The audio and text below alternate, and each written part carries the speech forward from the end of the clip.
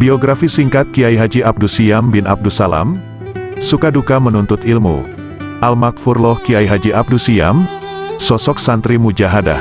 Beliau dilahirkan di Kampung Tolang pada hari Kamis Legi, tanggal 3 Ramadan tahun 1321 Hijriah, atau bertepatan pada tanggal 9 Juni tahun 1903 Masehi. Beliau anak satu-satunya Kiai Haji Abdussalam, hasil dengan istri pertamanya. Pada asal mula dari usia kurang lebih 10 atau 11 tahun, beliau diberangkatkan ayahanda ke sebuah pesantren di Bangkalan, guna menimba ilmu agama.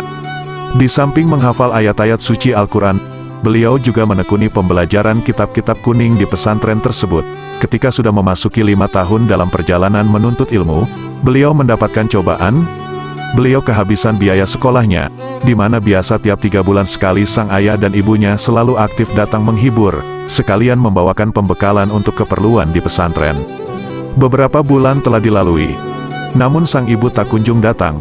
Perbekalan untuk makan sudah menipis. Untuk menghemat, beliau banyak berpuasa. Di samping itu juga beliau mengambil upahan memasak dengan teman santrinya. Untung saja ada salah satu teman santrinya yang mau berbaik hati, sehingga mau memberi jatah makan, dengan cara upahan memasak. Hari-hari perasaan beliau selalu gundah gulana, sehingga pada akhirnya beliau mendapatkan kabar yang sangat menyedihkan, bahwa ibundanya yang tercinta, mengalami sakit yang sangat parah. Selang beberapa hari dari berita itu, beliau berusaha mencari peluang, untuk memohon restu kepada guru. Sementara perasaan cemas selalu datang dari mulai beliau mendapatkan berita hingga saatnya beliau mendapatkan izin pulang. Setelah mendapatkan izin restu sang guru, beliau cepat-cepat bergegas pulang. Di perjalanan, wajah dan senyum ibu selalu terbayang menemani di setiap ayunan langkahnya. Beliau tak henti-hentinya berdoa, dan selalu berharap, semoga dengan kehadirannya dapat menjadi obat kesembuhan bundanya. Namun kehendak Yang Maha Kuasa berbeda dengan harapan dan keinginannya. Seketika ayunan langkah beliau terhenti, setelah hampir mendekati halaman rumahnya, di mana rumah telah dipadati oleh orang-orang yang datang untuk bertakziah.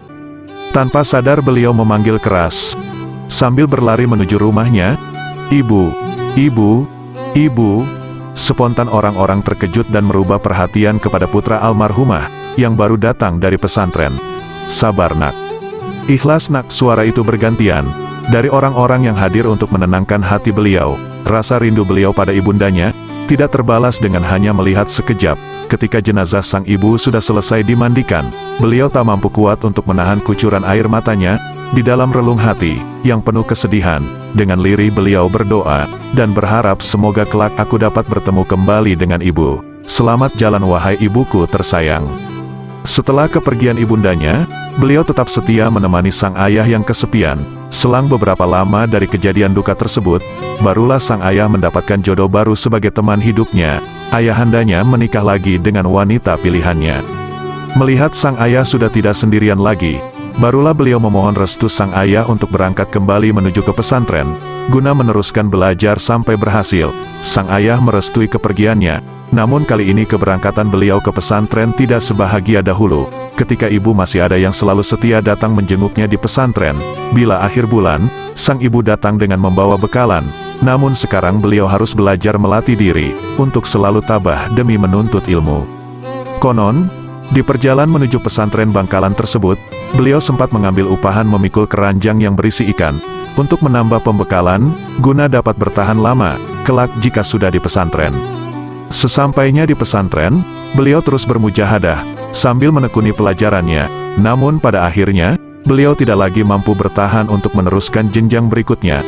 Karena faktor ketiadaan ekonomi, beliau menghadap sang guru, dan memohon agar diberi izin untuk berusaha mencari perbekalan, dan beliau berniat kelak agar bisa dapat kembali untuk meneruskan belajarnya. Dengan doa restu sang guru, pulanglah beliau dari pesantren. Perasaan sedih menimpa pikiran beliau di sepanjang jalan, karena belum dapat meneruskan belajarnya hingga tamat. Wallahu alam. Semoga ketabahan dan kesungguhan beliau Al-Maghfurloh Kiai Haji Abdussyam tetap mengalir pada anak cucunya. Amin.